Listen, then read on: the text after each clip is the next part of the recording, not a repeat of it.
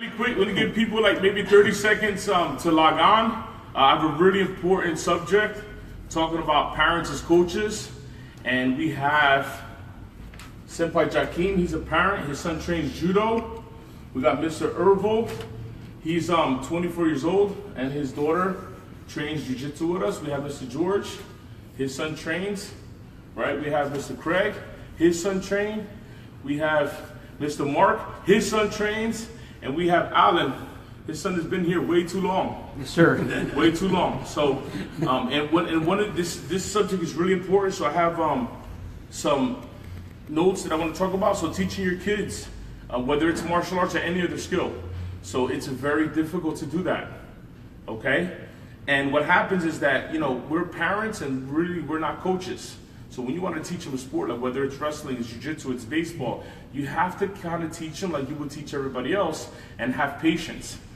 Too much times because they're our seed and we look at them like they're one of us, we want them to be like us. Or average, not even that, we want them to be better than us because we feel that they're a representation of us.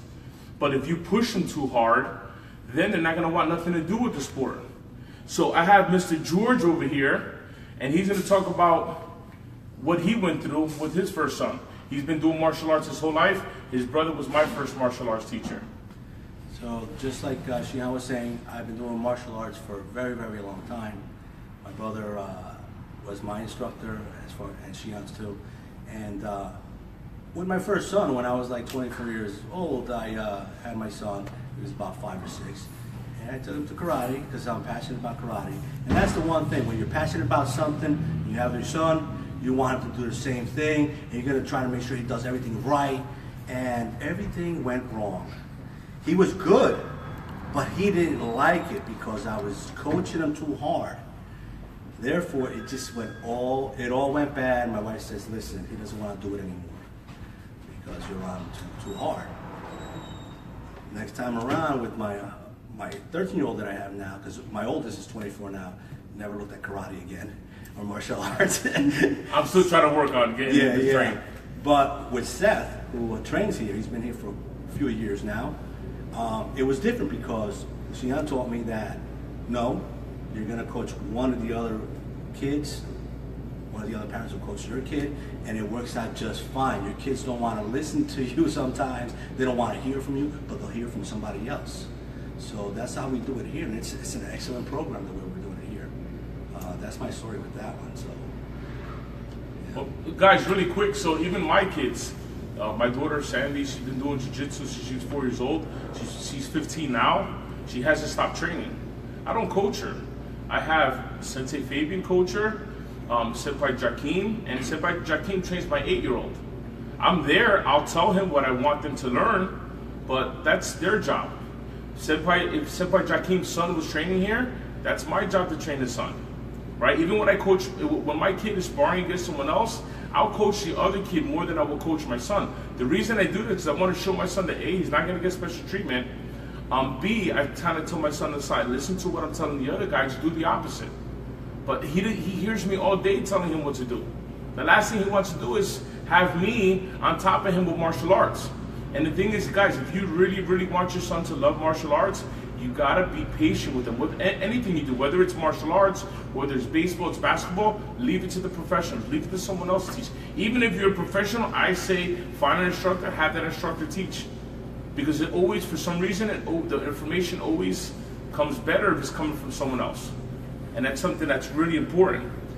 So, PCP, praise, correct, praise. When you're working with your son, hey, teach him something. Hey, try this. But as you're teaching them, hey man, good job. Here, this is the correction part. Hey, you could probably do this a little better, but don't expect them to get the arm lock or the kick or the punch perfect the first time. Did you get the punch perfect the first time? No. Okay? Praise them, make the correction, and then praise them again. There's a lot of different techniques you can use. The most important thing, if you want to keep your kids involved in martial arts, I can say I've been successful. My daughter's been training since she's 4 years old. That's almost 11 years of martial arts training, and she loves it. My son isn't as passionate about martial arts as her, even though he has to do it anyway, because I believe in knowing how to have self-defense. But I have Senpai Jakim coach him. All right, it's really, really powerful. So we're gonna have Senpai Jakeem share a little story of what happened to him recently. Well, actually, to add on to it, when I was a kid, my father really pushed boxing and kickboxing and karate. Big time Bruce Lee and Muhammad Ali fans. He pushed me to the point where I just didn't want anything to do with it. But I still loved the sport. And when I had my son, I actually didn't even tell him anything about martial arts at all. But I did lay the groundwork. I named him Senshi. Like all kids, they want to know where their name comes from. And eventually he researched it and he found out what his name meant. And his mother practiced capoeira. And I've always had books, articles, I would watch Kung Fu movies, everything. And I just had him exposed to it without saying, hey, you should try this. Come to find out, maybe 4 years ago, I found out that he obtained his brown belt in judo. I never encouraged him to do judo. I never encouraged him to do anything except for just become an intelligent, respectful individual. That's actually how I became a member of Guerrero Martial Arts. Because when I found out that he had his brown belt, I said, oh, this kid can beat me up. So let me start training now. So my thing was I laid the groundwork. I kind of tricked him into wanting to become a martial artist without even forcing him. Because I know my son, he's just like me. He would, if I forced him, he would push back. And I didn't want him to miss out on the things that I missed out on because my father pushed me too hard. And he kind of let go of judo for a little bit because he was so focused on a lot of other things in life. And just the other day, if any of you have caught on to my live video on Monday, I spoke a lot of things about motivation and passion. And I mentioned him as being one of my motivating factors. And the next day he called me up and said, guess what, Dad? I just found a new judo school and I'm gonna go and I'm gonna start training again because I want my black belt. And that made me feel really good because again, that was something I did not push him to do. He just saw the inspiration by watching what I'm doing here, teaching and learning myself. And that's what we use as a bonding experience. And that's my story. So really quick, before we finish, I just want to give a big shout out to Vincent Barrett. He's doing a fantastic job with his son Anthony. And one of the most important things that we preach, and and I'm saying this in front of all the dads here, make it fun.